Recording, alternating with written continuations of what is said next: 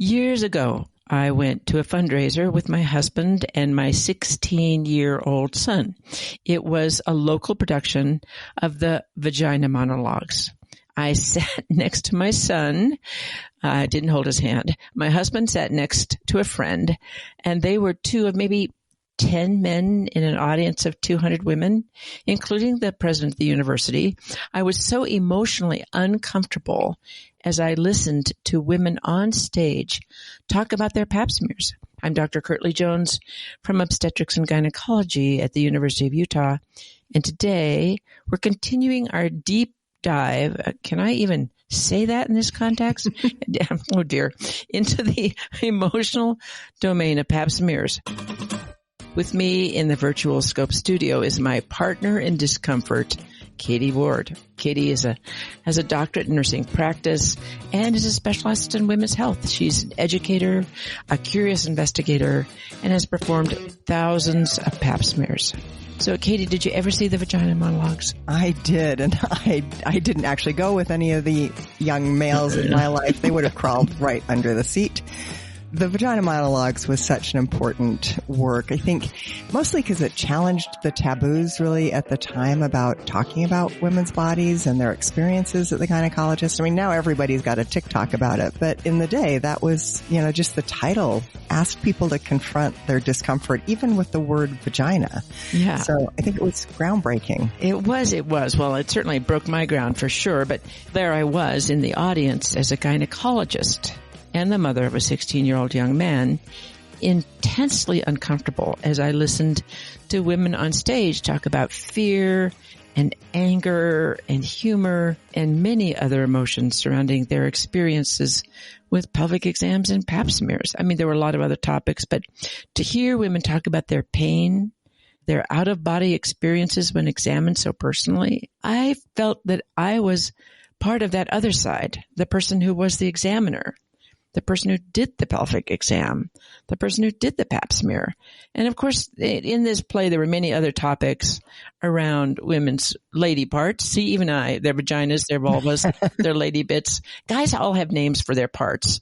I was talking to my husband about junk. They call their parts their junk. Right. And I was like, oh, really?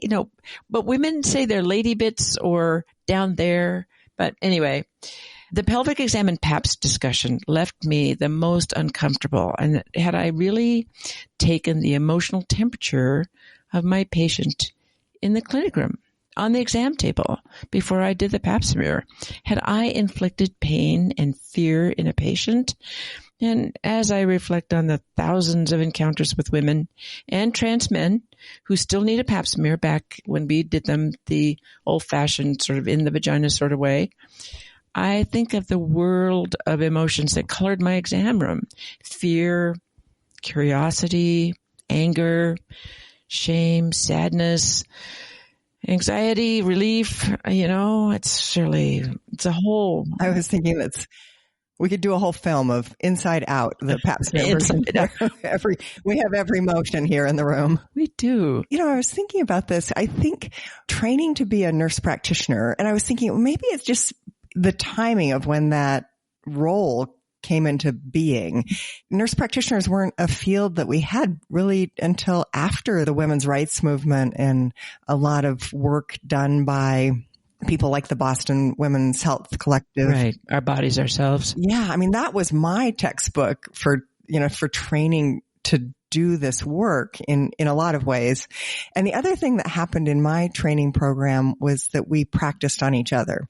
Now, we don't do that anymore, and I'm not recommending that, but at the time that I was going to school, that was what we did. So I'm really baked into the idea of both being a patient and the clinician at the same time, because that was my experience learning was I was having to also be a pretend patient.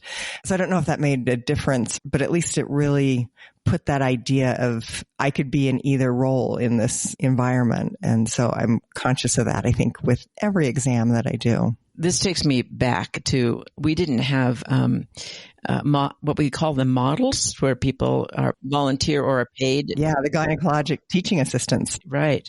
So we divided up in our medical school class with a partner, and we did our physical diagnosis, including the pelvic exam. And I wanted to be a pathfinder and a road builder. And I, with a friend, a guy friend, so he was going to be doing my pap smear and I was going to be doing his genital exam. So we wanted to know how it felt to be examined by someone of an opposite gender. And we were at Fitzsimmons Army Hospital, and the colonel, who was the doctor, was horrified that I was allowing a medical student who was a good friend, I trusted him, to do my pelvic exam. So back in those days, and even now, how we train people to do pap smears is changing. And anyway, I would say my own state of mind when performing a pap smear was one of tenderness. This is as a clinician in taking care of a sister in womanhood. The first part is the clothes that women leave on or take off. In American exam rooms, women coming in for an annual exam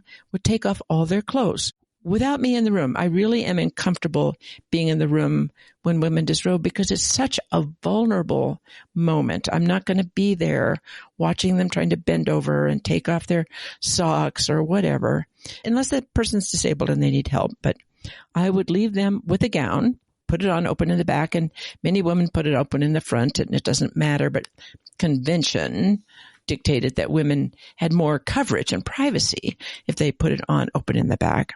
Anyway, and a sheet across their laps. These were the days when we were still doing clinical breast exams once a year. So the gynecologist was the only doctor who actually looked at all of a woman's skin. And I would see a pile of women's clothes, usually with the blouse or the sweater on top. And you'd think that the last things off, which would be bra and panties, would be on the top of the pile. But they were almost always tucked underneath, so you couldn't see them. It's such a lovely, modest gesture. And some women, in denial or discomfort, left on their undies. I mean, they knew they were going to have a pap smear, but they left their undies on, and that required a last-minute removal with a little embarrassment. Anyway, women were embarrassed that they hadn't shaved their legs, and they would mention it. And I always felt tender in the face of women's modesty. Of course, there were those women from Scandinavia who were totally confused about the gown and the sheet. Like, what am I supposed to do with this? And just hopped up on the table with no clothes or drapes. They were just naked, and they were so comfortable in their no-closeness. And I was kind of uncomfortable with their confidence. I mean, I think a lot of it's how we're socialized. Like we're such a weird, modest culture, and maybe that's going to have to be a whole other series on 7 domains of modesty. Right. But it extends into our language as well. We were just talking about that, the women, we don't really have, we don't even have weird names like males do for their junk, is what you call it. But, women use euphemisms all the time. Down there, lady parts, I think, private area, anything to avoid saying vagina, vulva, clitoris. And I think that this linguistic modesty is not a coincidence. Women have been discouraged from knowing or naming or discussing their genital anatomy. And, I have patients now in the menopause care that I do, and, they've never even looked at their own vulvas or learned the correct anatomical terms. And I think that taboo, we were talking about that with the vagina monologues, it creates a form of disconnection with your own body. And so I think that it's important to get a little more Scandinavian and be more comfortable with your naked self. We've gotten more comfortable with the word vagina since the monologues. Yeah, right. But people still use vagina now to describe absolutely their entire genital space. So I always like to sort of specify that the vagina is the interior space, the tube, and you can't really see that without a speculum exam. And the outside part, the part that you could see and inspect yourself, is the vulva. But people don't seem quite as comfortable with the word vulva or even then the specific parts of the vulva. I mean, it's all better than the old medical term, which was pudentum. That's a Latin word, and it actually means to be ashamed. Oh, no. Yeah. God, I'm never going to use that word again. Never. No, don't. And it's not a word that most people would know, but I bring it up just because I think that emotion of shame is it's baked into our language going back thousands of years of how people have felt about their genitals. And so unpacking some of that shame is really important. Yeah, I would usually ask if my patient had any difficulty with pelvic exams or pap smears, and had they had pain before, or was there anything I could do to make them more comfortable, and would they like a mirror so they could watch what I was doing? And most women were horrified by that suggestion. And I had a pretty conservative patient base, but some wanted to, and we always had a mirror available. And some women have genuine curiosity as a major emotion around a pelvic exam. And Katie, do you remember the scene in Fried Green Tomatoes, the movie Fried Green Tomatoes? Yes. Fried green tomatoes at the Whistle Stop Cafe. I do. No. It looks like a flower, Rosa. This is a great scene where a group of women all got speculums and, looked at their own vaginas with a trusted friend. It was so funny.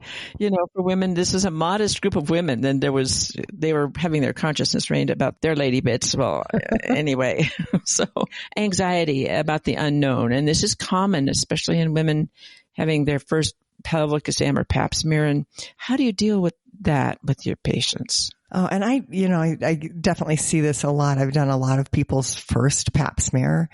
So there are a lot of things that I do. One is to acknowledge that their feelings are valid and they're rooted in some real historical and maybe some personal contexts. And medical anxiety doesn't exist in a vacuum. It reflects generations of women being dismissed or mistreated in a healthcare setting. And there have been some real terrible abuses of what should be a safe space in your gynecologist's office. There's some news going on right now about that. And so I think people's anxiety is entirely justified. I have a similar reaction to dental work. So I think a little bit about how I get treated at the dentist when I'm in an anxiety provoking situation. They are very kind to me and do everything they can to give me the control that I need. And so that's my magic touch there, is to give people as much control over this as I can. And so that might be, discussing the procedure and showing them the speculum to hold and examine and see how it works. And most importantly, I explain that they can tell me to stop at any point, and I mean it. I will stop. So they're in charge, and I say it exactly like that. And for people with really severe anxiety, I might even provide them medication if that's what they need, and the exam is important. For some people, it means deferring the exam until a time when they feel like they can handle that. So anything that gives control back to my patient, I think, is an important thing to do. But I think that that's been a real paradigm shift, not just gynecology, but healthcare across the board. And it really has kind of come out of the women's movement and some of those things that we were referencing, our bodies, ourselves, and works like the vagina monologues that have kind of moved people away from what used to be a very paternalistic model of care, where people were just told what was going to happen to them, and environment where there's much more meaningful consent. I think we're talking about consent a lot more. Yeah, and I think the drapes, the way we drape women so they can't even see you. So women who are listening know this. So you've got a drape that's between your it's like those old-fashioned photographers, right? Yeah. So, right. So I usually would push down the drape a little bit so I could actually see their face and talk to them and say, so they could see that I wasn't doing anything weird. I mean, they have no idea what's going on down there, and I want them to have an idea. So at least they can see my face. And I do the same thing. I have a very specific technique of kind of making sure the sheet clings to people's knees so that they've got some coverage still, but that it's pushed down in the center.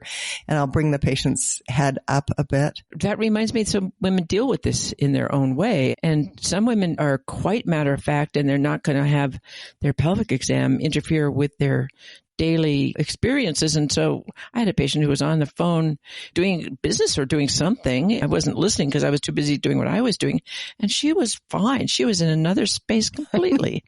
Since the pandemic, it's gotten worse. Now people are actually on Zoom calls with their camera off for sure, and very careful about that. But it's not just a phone anymore. Now you're in an actual Zoom meeting. Another emotion that really tears my heart is fear. And it's usually fear of pain, but it can be fear of the test showing a significant problem with a cancerous or precancerous condition that we're looking for. If it's fear, often in the setting of a previous bad experience or a history of physical or sexual trauma, the good news is that it's just a pap smear and it doesn't have to be done. We can do it later, as you already mentioned, Katie. And now there's wonderful alternatives that include just a swab or a patient-administered swab. So a woman can do it herself if she's really fearful. Our understanding of the nature of cervical cancer and the association of the HPV virus means we can use other techniques that don't require that speculum or that duckbill thing that we put in the vagina to look at the cervix. And then there's shame, and shame's a complex emotion, really, and it's a complex conversation to have with women that our current understanding is that most all cervical cancers and precancers are caused by a virus, the human papillomavirus, and it's transmitted by intimate sexual contact. And this conversation didn't usually arise when we did the old-fashioned pap smear and we put in the speculum in the vagina and with a little spatula collected cells by wiping the spatula across the cervix and putting a little swab or a tiny brush inside the cervix to collect some cells. If the HPV discussion didn't come up because we didn't know about it then. Right. So we just did the pap smear. We didn't know about this. We knew that there were risk factors, that women, sexual partners, having had sexual partners was a risk factor. But now we have to talk about it. And because the test we're doing isn't a cell test, it's a virus test. And if the woman tests positive for the virus, they ask, how did I get this? That can be a difficult conversation to have, right? I mean, I always start by explaining that this is an incredibly common skin virus and that most people come in contact with it at some point in their lives.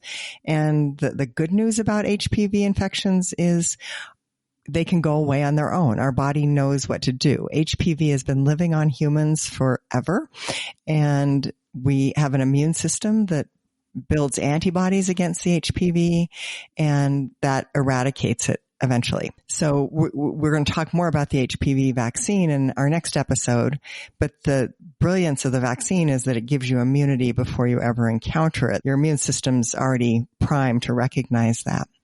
But the vaccine only protects against 9 strains of HPV, and there's another 40 more out there. So when patients do test positive for HPV, we've got to talk about what that means in practical terms. It is sexually transmitted. And so I usually start by asking people if that makes sense in their current life situation.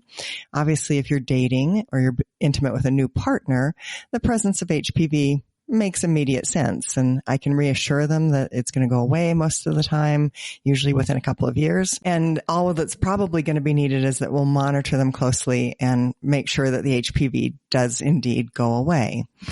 What's challenging is when that result doesn't align with their expectations. So particularly when someone's in a monogamous relationship and then, it's bringing up, does this mean someone's been unfaithful? And in those situations, I try to present it as possibilities. It could mean, yes, that someone's had close, intimate contact with someone else, but it doesn't necessarily require intercourse to transmit the virus. And so that's one possibility, is that there's been intimate contact, but not intercourse. And another possibility is that the virus has actually been there for a long time in very low amounts and went undetected in previous exams. We don't always test for HPV when women are very young. So you may have had a normal pap in your 20s, but the HPV was there and we wouldn't know. And now you're in your 30s and you're getting co-tested and the HPV is just showing up, but it's been sort of hanging around there for a long time. Or it might be that something's changed and a virus that was there in low doses is now replicating a little bit more actively.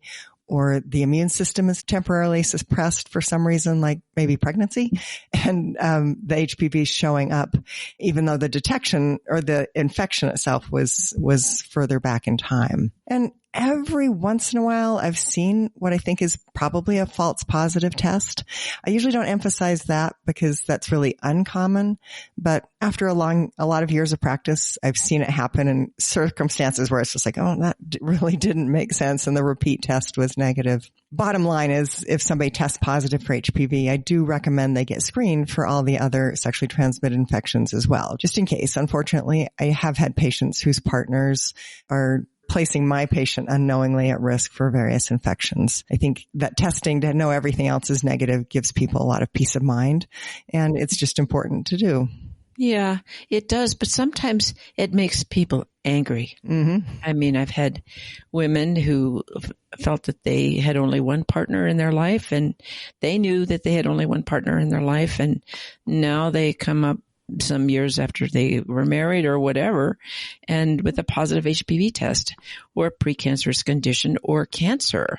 And that anger that someone gave this to them or caused the cancer, it can make people very angry. And I think there's a lot of appropriate emotional stuff around the Pap smear. And that is sort of the worst case scenario, when that positive HPV test opens up a conversation in which you discover that there has been some infidelity, and that's, the tip of the iceberg for a whole other conversation and rightful anger. So there's a challenge for males in this situation, though. That's that we don't currently have an HPV test for males.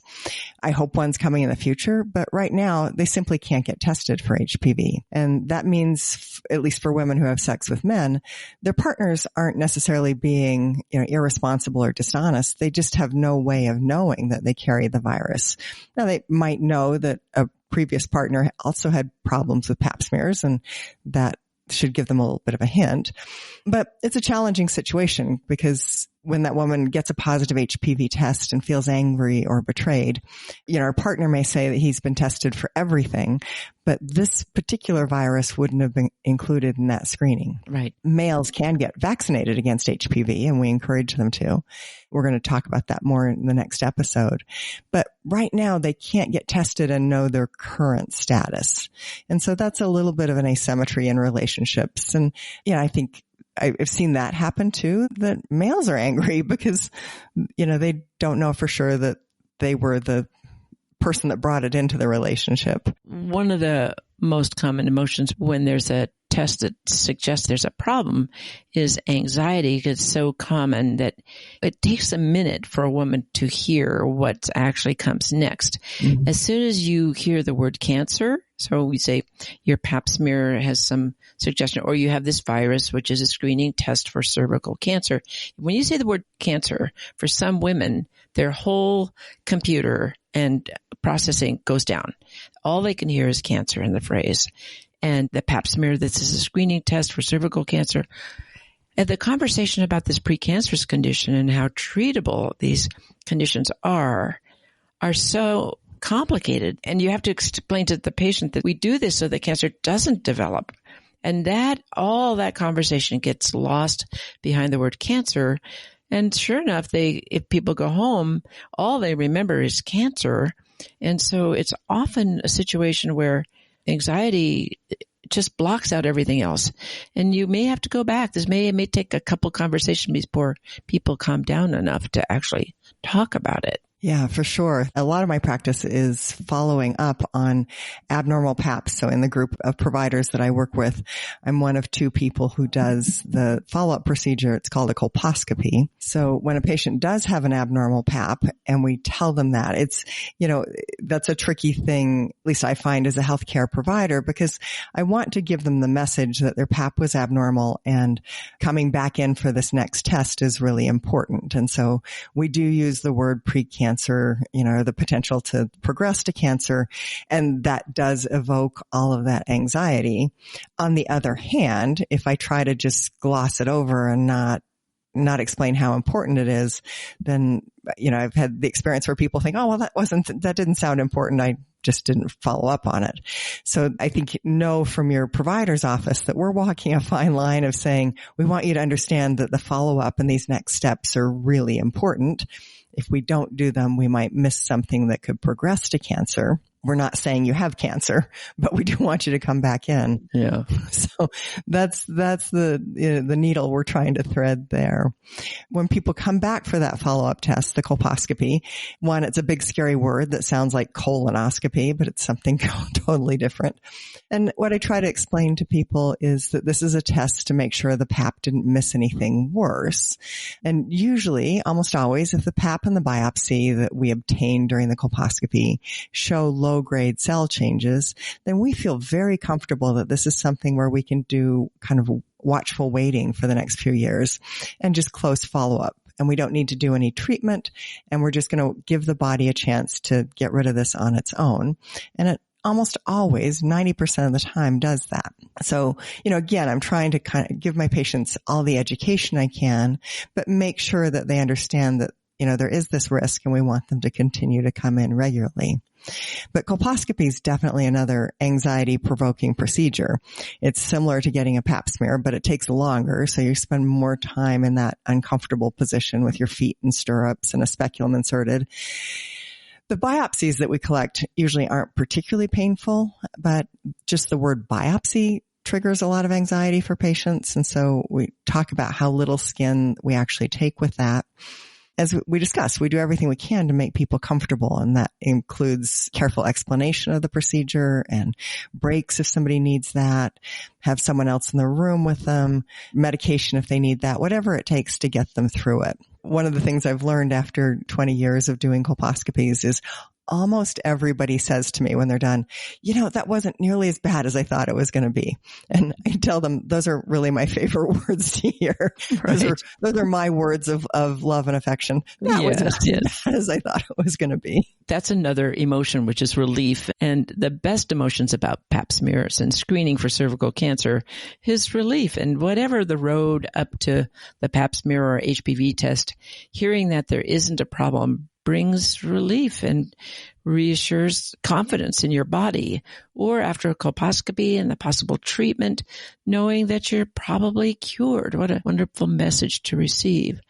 So wherever you are as a listener or someone you love is in your pap smear or cervical cancer screening road, or whatever you've been through in the past, please tell your clinician what your fears and hopes are. And if you've had a difficult experience in the past with exams or procedures, please let them know. And let them know what it will take to make you the most comfortable. And if you are receiving information or results that give you the forgetfulness of anxiety, please ask someone to tell you again, or tell you in a different way, or give you a handout so you can read at home when you're a little more comfortable. And seeking out information on the internet can be useful if it comes from a reputable source.